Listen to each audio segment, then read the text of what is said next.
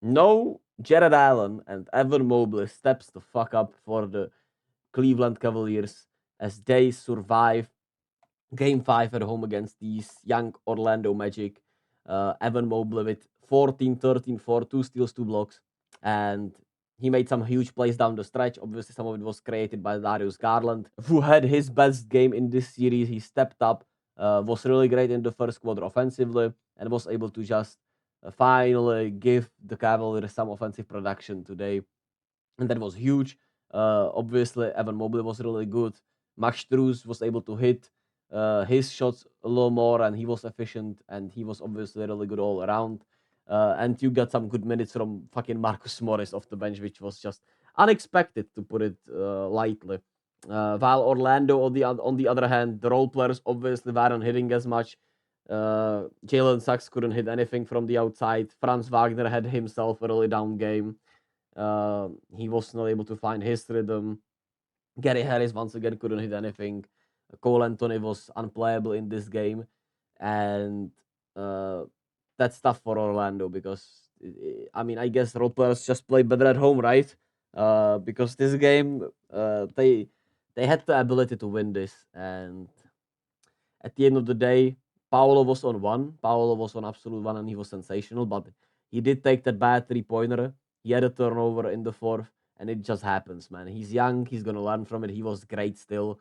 It just wasn't enough because well, nobody else really created anything for themselves otherwise. When we look at the fourth quarter, it was the bench, right? It was Ingles, Isaac, and Markel Fultz early on, with Mo Wagner being able to just give the Magic something, and then it was all Paolo essentially in the fourth quarter. He was hitting those pull-up mid-rangers, and I thought they were about to go, walk this Cleveland team down, but then it was Donovan Mitchell being able to get to the line. The Magic didn't protect the paint that well, so that didn't help. And Marcus Morris made some huge shots, and it was at the end of the day, this game came down to really tough shot making. And the problem for the Magic was that they weren't able to guard point of attack today as well. And that led to easier offense for Cleveland down the stretch, where Mobley got some easy layups and dunks, while obviously Paolo had to settle for tougher fadeaways, tougher mid-rangers, tougher three-pointers. Or maybe he didn't. But obviously, Cleveland was able to pack the paint much better around him because nobody else could really once again hit a shot and hit a three-pointer, which led to Paolo just having to force some tough shots up also. Franz Wagner went to the rim, and Evan Mobley just made one hell of a play also. So uh, that is that for Orlando, but 29% from the three-point line once again away from home is rough. 14 turnovers is too much, and Paolo once again was one of those problems with those turnovers. He got caught up in the air in the fourth, I'm pretty sure, and that was one of his turnovers.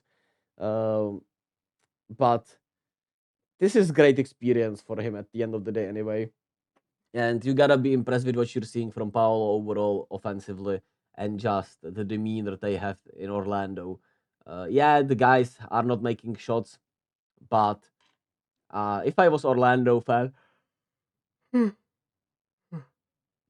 if I was an Orlando fan, I would just be happy that they even got this opportunity. Even though I still think they can win this easily.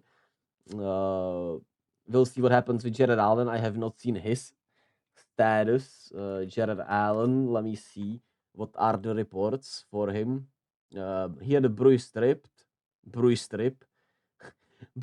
rib. Uh, but there is no reports if he'll be playing in Game 6 or not. But he's obviously a huge. He was obviously a huge.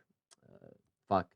Uh, he was missed for the Cavaliers because he's been their best player, arguably, in this series so far. And the paint was more open for Orlando. That's why Paolo was more comfortable getting there. But then they just said, hey, we're able to obviously crush his passing lanes, and nobody else was able to make a shot anyway. So doesn't really matter.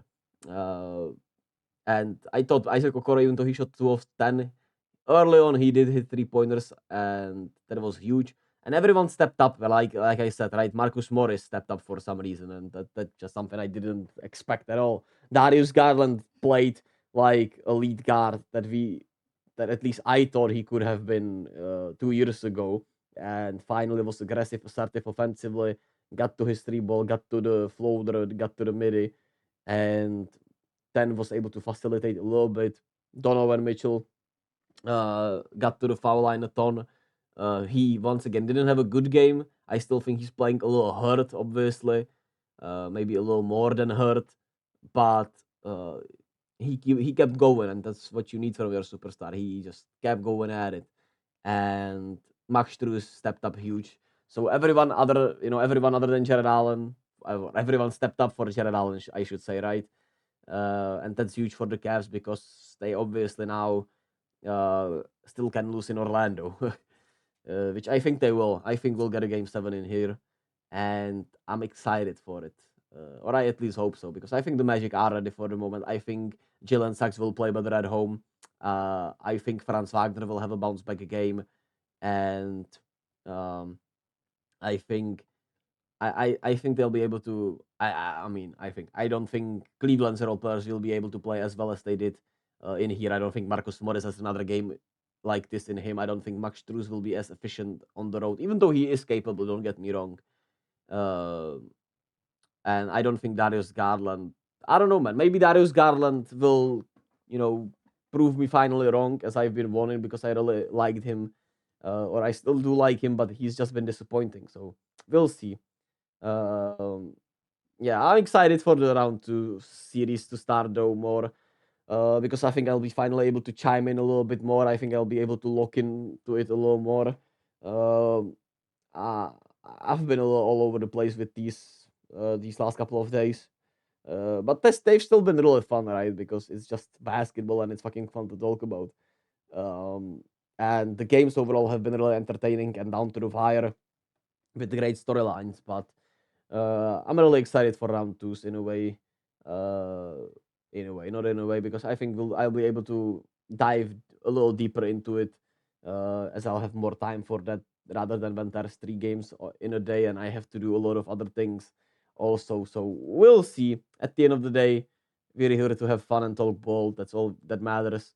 And I thank you all for listening. Thank you all for watching, and I'll catch you all in game 6, which is on Friday, I'm pretty sure.